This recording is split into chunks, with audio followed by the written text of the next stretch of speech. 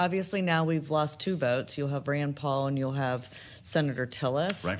But because of some of the concessions that have been made to various senators like Susan Collins, Lisa Murkowski, Ron Johnson, he'll fight till the end in regards to some of the budget issues.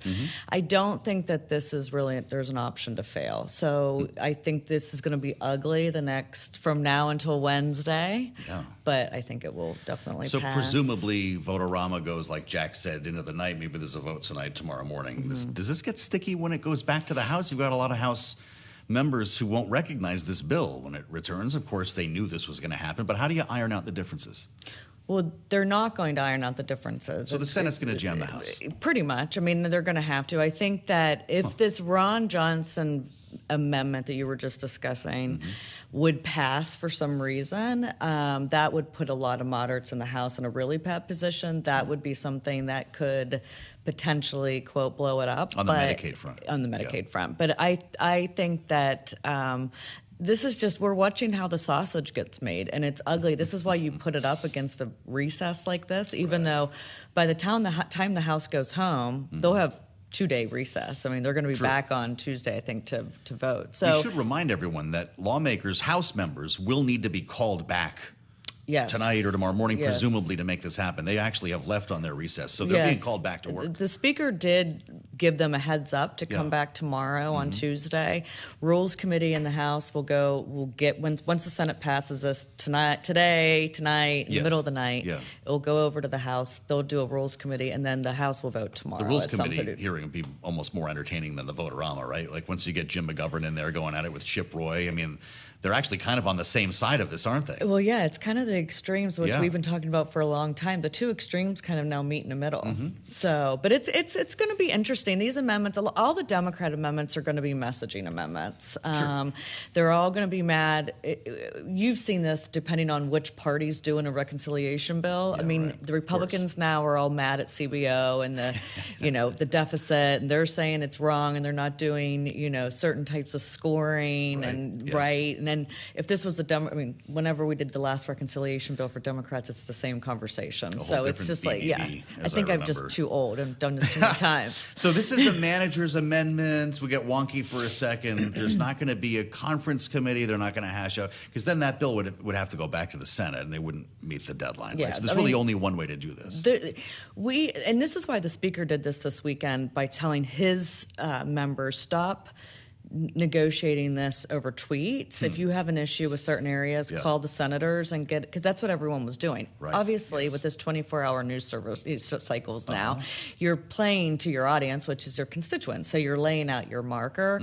But yes, they will not. Senator Thune, Leader Thune, will introduce a wraparound amendment, a manager's amendment with kind of all the different changes and dogs and cats and whatever amendments get through here, if any, and then they'll send it. They'll pass it in the Senate. And then they'll send it over to the House, and then that's the process after that. But I just think that it's just this is the drama that happens, and then it's just like everyone forgets about it.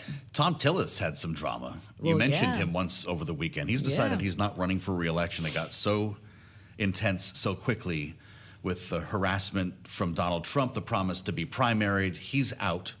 So he's kind of the freest man to speak in the Senate right now. Was this a profile in courage? What do you make of his decision to do this and carry that flank, if it is a flank, a one-man flank of the party?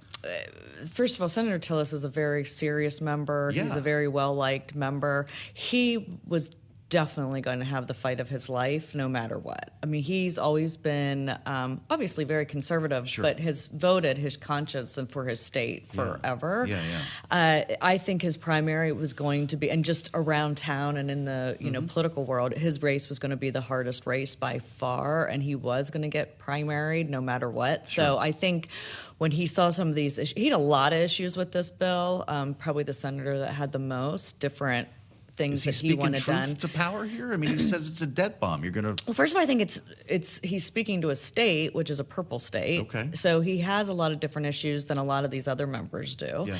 But also, I mean, if I were him, why spend the next year and a half getting the crap beat out of you? Well, sure. And then Now he gets to be the biggest troublemaker in the Senate. Yeah, I mean, you watched what McConnell was able to do once his, ties were kind of cut. Mm-hmm. But I think the senator will. He's still a conservative. He'll, on this bill or any bill moving forward, he'll push for some of the things that he wants. The problem is some of the things that he did want in this bill, the leader is not going to be as interested in making them happen if they're controversial. Well, there you go. Yeah, sure. So he may have lost a couple issues because of doing this. But I think it's a smart thing to do. Enter Senator Laura Trump. What happens with this seat? I don't know. You hear all the names we're hearing. There's going to. Hopefully that. Would she want to do that? We assume everyone wants to run for Senate. She's having a pretty good life right now. And being one of 100's different. She has a good TV gig. She passed up Florida. I mean, whether that was going to happen or not, but she took herself out. Michael Whatley, we keep hearing as well. Yeah, yes. Would you leave the RNC to run? And Richard Hudson's actually an interesting. That's right. That's real too. Yeah, I mean, I haven't spoken to him today, but I would think that hey, if there's a Senate seat open, why wouldn't you take advantage of it? Then Roy Cooper shows up and everyone heads for the hills, or what? I mean, that's what the Democrats are hoping for sure. So I mean, it was going to be our biggest fight to defend, no matter what, as the Republicans, and now it just got more so. And what the NRSC and some of these other leadership posts should be doing is trying to clear the field so there's not a really ugly primary. Yes, right. So our remaining moment with Ashley Davis. Let's see, all of this happens the way you just mapped it out. Donald Trump's signing this thing. Fireworks are going off on the 4th of July. What's the next priority for him?